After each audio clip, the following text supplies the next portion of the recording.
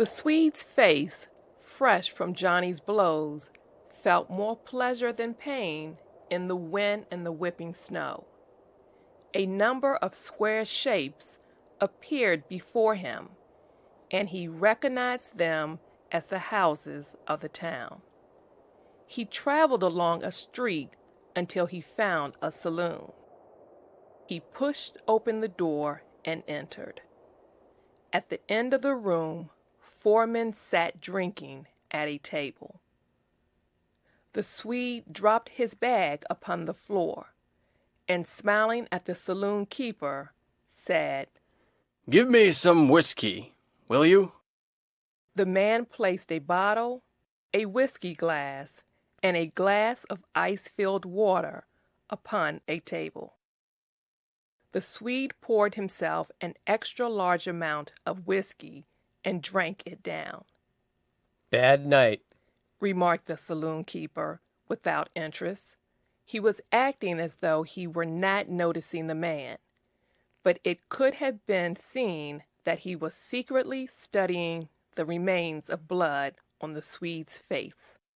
"Bad night," he said again. "Oh, it's good enough for me," replied the Swede as he poured himself some more whiskey. "No," continued the Swede, "this isn't too bad weather. It's good enough for me." The large drinks of whiskey made the Swede's eyes watery, and he breathed a little heavier. "Well, I guess I'll take another drink," said the Swede after a while. "Would you like something?" "No, thanks. I'm not drinking. How did you hurt your face?" The Swede immediately began to talk loudly. "Oh, in a fight. I beat the soul out of a man at Scully's hotel." This caught the interest of the 4 men at the table. "Who was it?" asked one.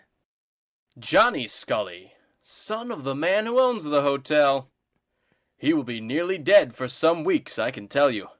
I beat him well, I did. He couldn't get up. They had to carry him into the house. Have a drink." Instantly, the men in a quiet way surrounded themselves in privacy. "No, thanks," said one. It was a strange group. 2 were well-known local businessmen. 1 was a lawyer, and 1 was a gambler. But a close look at the group would not have enabled an observer to pick the gambler from the other men. He was, in fact, so delicate in manner and so careful with whom he gambled that the men of the town completely trusted and admired him. His business was regarded with fear and lack of respect. That is why, without doubt, his quiet dignity shone brightly above the quiet dignity of men who might be merely hat makers or builders or salesmen. Beyond an occasional unwise traveler who came by rail, this gambler supposedly cheated only careless farmers who, when rich with good crops, drove into town full of foolish pride. Hearing at times of such a farmer, the important men of Romper usually laughed at his losses, and if they thought of the gambler at all, it was with a kind of pride of knowing he would never dare to attack their wisdom and courage. Besides, it was known that this gambler had a wife and 2 children in a nice little house, where he led a perfect home life. And when anyone even suggested that there was a fault in his character, the men immediately described the virtues of his family life. And one must not forget to declare the bare fact of his entire position in Romper. It is true that in all affairs other than his business, this card player was so generous, so fair, so good, that he could be considered to have a higher moral sense than 9/10 of the citizens of Romper. And so it happened that he was seated in this saloon with two local businessmen and the lawyer. The Swede continued to drink whiskey and to try to make the saloon keeper drink with him. Come on. Have a drink. Come on. No? Well, have a little one then. By God, I've beaten a man tonight. And I beat him good, too. Gentlemen, The Swede cried to the men at the table, have a drink? Shh, quiet. said the saloon keeper. The group at the table, although really interested, had been trying to appear busy and talk. But now a man lifted his eyes towards the Swede and said shortly, Thanks. We don't want any more. At this reply, the Swede straightened. Well, He shouted, it seems I can't get anybody to drink with me. I want someone to drink with me now. Now! Do you understand? He struck the table with his hand. Years of experience had hardened the saloon keeper. He merely answered, I hear you. Well, cried the Swede. listen then. See those men over there? Well, they're going to drink with me, and don't you forget it. Now you watch. Stop that. Shouted the saloon keeper. Why should I? Demanded the Swede.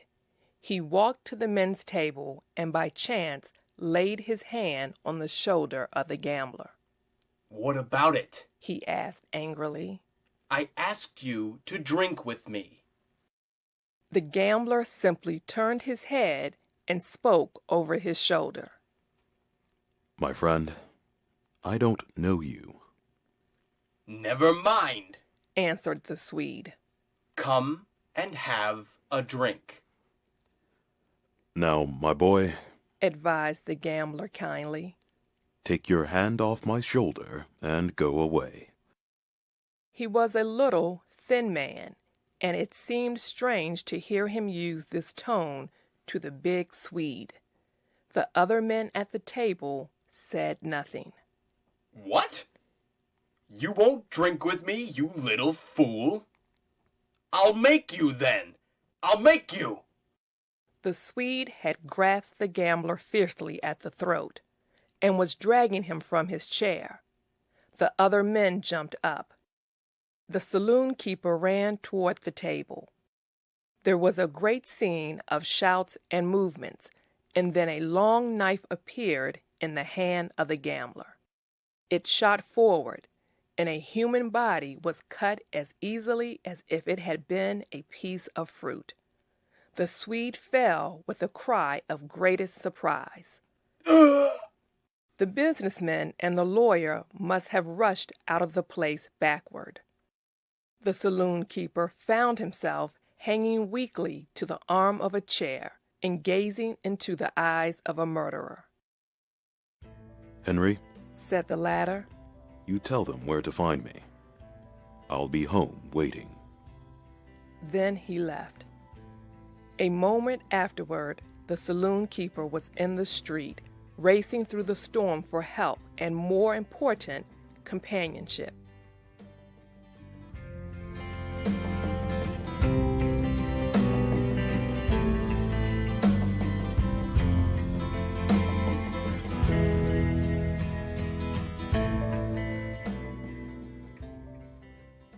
Months later, the cowboy was cooking meat on the stove of a small cattle farm near the Dakota border when there was the sound of a horse stopping outside.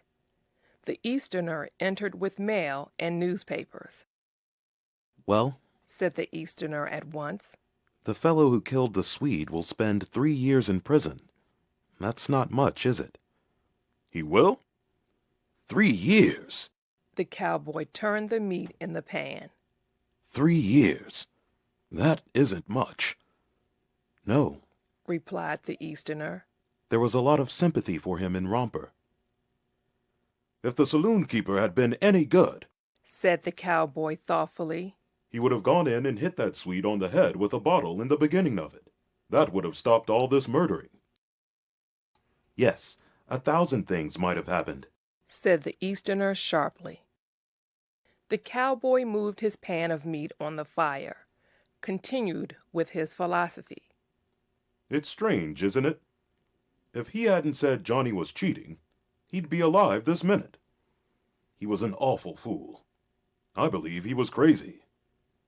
I feel sorry for that gambler, said the Easterner. So do I, said the cowboy. He doesn't deserve 3 years in prison for killing that fellow.